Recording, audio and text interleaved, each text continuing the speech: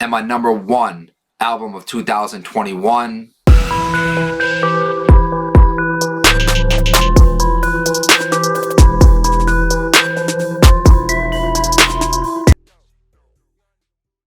What's good, y'all? It's Timmy Too Dope. Merry Christmas from me and mine to you and yours. I know it's a little bit early, but I plan on giving y'all a few gifts in the form of some lists. Today, I'm gonna give y'all my 2021 albums of the year.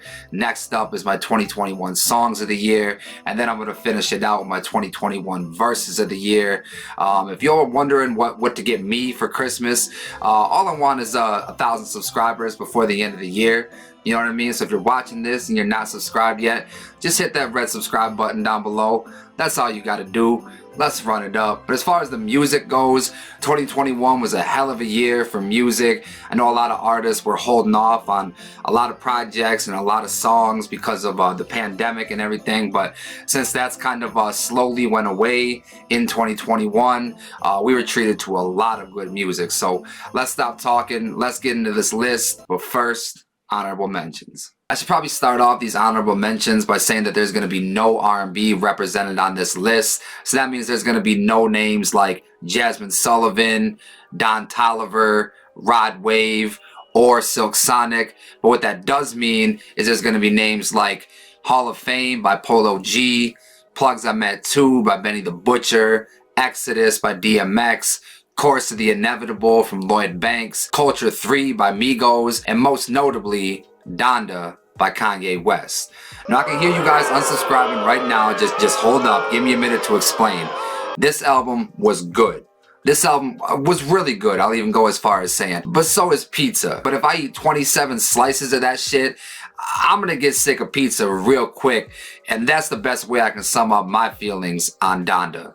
Let's get into the top 10. My number 10 album of 2021, Vince Staples by Vince Staples. You know, I almost left this album off because it's only 10 songs, but these 10 songs that are on this album are absolutely flawless in my opinion. I remember listening to an interview with Tyler, the Creator, and Vince was brought up, and he said that he really enjoyed this album and that Vince was just finally starting to find his sound. Get that new Vince album too. And I'm super excited for where he's going to go after this album, because I think he figured some shit out, and then it's this album. But I'm like, no, your next one is gonna be crazy because your brain is figuring and forming things. I remember being that age and like shit clicking. Since the first time I heard these albums, these songs were constantly getting stuck in my head, whether it was the flow and the cadence on Are You With That, or the hook in The Shining, or Fushi bringing a tear to my eye every time I hear Take Me Home. This album is short and sweet, but goddamn is it enjoyable. My number 9 album of 2021,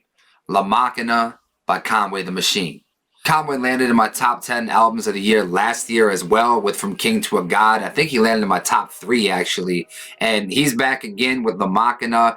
And Conway continues to give us exactly what you'd expect on a Conway album. Quality, sophisticated street raps. The beats on this album were absolutely crazy too, just like any Conway album. If you want evidence of that, look no further than 630 Tip Off or Scatterbrain, which features a blistering verse from JID. And Conway even got Luda to come out of retirement and spit a verse. In my opinion though, the co-star of this album is Jay Skis, who's a signee to Conway's Drumwork label. He was featured on 3 of the 12 tracks and made the most of every single opportunity that he was given on this album. Definitely excited to see what the future holds for him. But as far as Conway, the streak of impressive quality Conway projects continues. My number 8 album of 2021, King's Disease by Nas. With all due respect to Nas, this album right here was a collab album with Hit Boy. But that's no disrespect to either of them. They equally pulled their weight. Hit Boy providing inspired, innovative backdrops for Nas to paint pictures as only he can.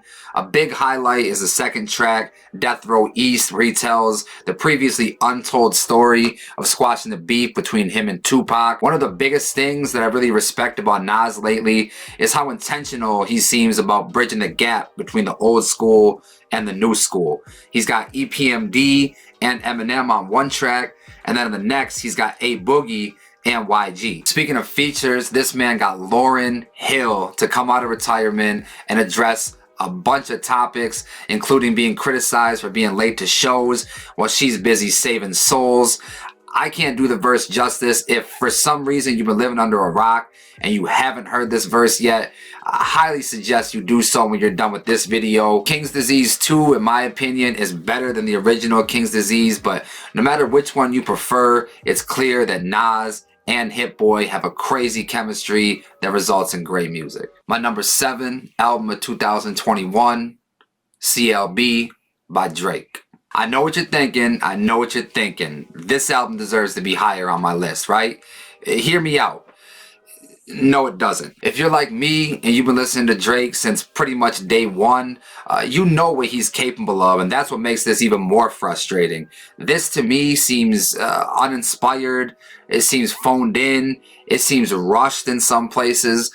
Even his Dark Lane demo tape and the Scary Hours 2 projects that he put out before this seem to have more inspiration behind them. If you want further evidence of this album being rushed, look no further than them making changes to certain songs on CLB after the initial release date. Now, obviously, this album makes my top 10 albums of the year list, so it's not all bad. It's Drake. Yeah, Drake! Drake album intros have always been a highlight of his albums. Champagne Poetry is no exception. Love All with Jay-Z feels amazing. The second half of In Too Deep with Future is a moment. Race My Mind is beautiful. You Only Live Twice has a crazy Wayne verse. Drake and Cudi sound great together on I Miss You Too. This album definitely has its highlights, but the lowlights like Way Too Sexy and Girls Like Girls really drag it down. My number 6 album of 2021, I Died For This by Grip.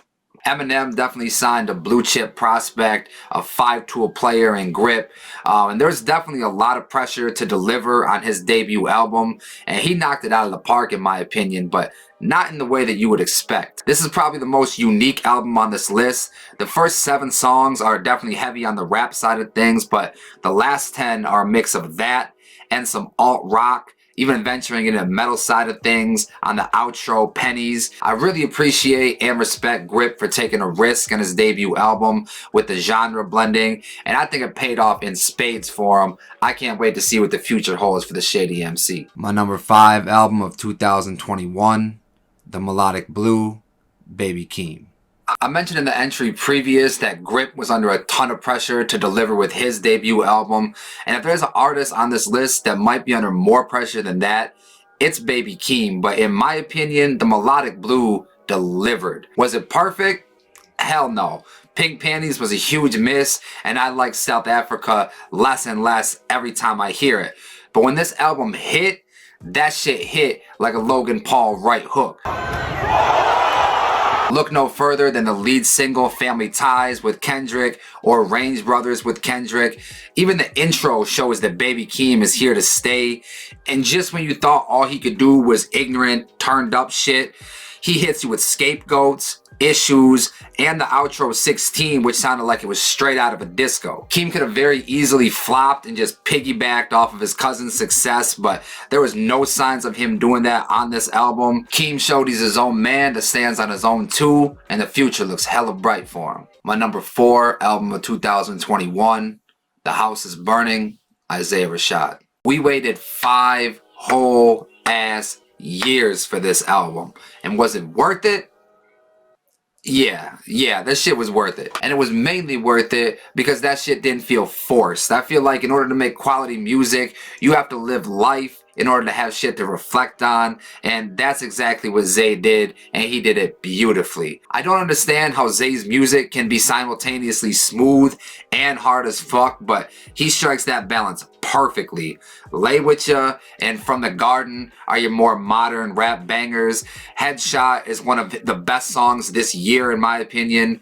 Claymore has one of my favorite verses of this year from Smino. Hey Mista's second verse goes stupid. The SZA and Black collab was enjoyable, and we even get Zay touching on sobriety in the outro. I hate using the word vibe But that's the perfect word to describe exactly what this album was, and it gets better and better with each listen. Sylvia Demo is still my favorite project from Zay, but this is now comfortably in the second position. My number 3 album of 2021, Elephant in the Room, Mick Jenkins. The fact that a majority of hip-hop fans have yet to discover what an underrated gem Mick Jenkins is musically is a travesty. He has an unskippable catalog and one of the most solid bodies of work in hip-hop today. An Elephant in the Room might be the most solid project to date. The song Things You Could Do For If Doing While Black is the most on the nose and poignant title for a song this year. It's simple but sobering. The beat in Scottie Pippen is intoxicating, and if I had a list for the top instrumentals of 2021, this would definitely be at or near the top of that list. Gucci Tried to Tell Me might have one of my favorite hooks this entire year. Truffles is a rap clinic. If for some reason you haven't heard of Mick Jenkins up until right now, take this as your sign to change that. Start with this album right here. My number 2 album of 2021, Call Me If You Get Lost, Tyler, the Creator. In an interview that came out after this album was released, Tyler said that he was inspired by Westside Gunn and a couple other people to just rap again. And that's very apparent listening to this album because this man's pen game is sharp on this one. Just look at cuts like Corso, Massa, Manifesto, and especially when he got into a storytelling bag on Wilshire. And just because this album has a heavy emphasis on the bars doesn't mean it's shy on the straight up hits as well. What's Your Name and Sweet / Thought You Wanted to Dance is some of the best music to come out this year. If it wasn't apparent before, Tyler is definitely here to stay. He continues to evolve and he continues to leave his mark on the rap game. And my number 1 album of 2021, The Off Season, J. Cole. Now I'm going to start off by saying I know I might be biased because J. Cole is my favorite rapper, but all you have to do is turn on that intro 95 South and that instantly sets the tone with confident, well-polished raps throughout this whole album, and the variety of tracks on this album is crazy. Aggressive anthems with 95 South, melodic trap songs like something Roddy Ricch would make with Amari, cypher-like tracks with Punch in the Clock, tracks that speak to your soul like Let Go of My Hand, and rounding out the album with an inspiring cut in Hunger on Hillside. Cole is my favorite rapper for good reason, and it's because of projects like this. He's in rare form right now, laser focus, only getting better at perfecting his craft, at crafting his art. If this is anything to go off of, I cannot wait for the fall off. And that was my 2021 Albums of the Year list. Let me know what albums I should have put on the list. Let me know what albums shouldn't have been on the list. Let me know how bad my list was. Let me know how good my list was. Like I said in the intro, be on the lookout for my 2021 Songs of the Year list and my 2021 Verses of the Year list. If you're not yet subscribed, hit that red subscribe button down below. Trying to run it up to 1,000 subscribers before the end of the year. And I'm about 20 subscribers away. Merry Christmas from me and mine to you and yours. I've been Timmy. Y'all been too dope. Till next time.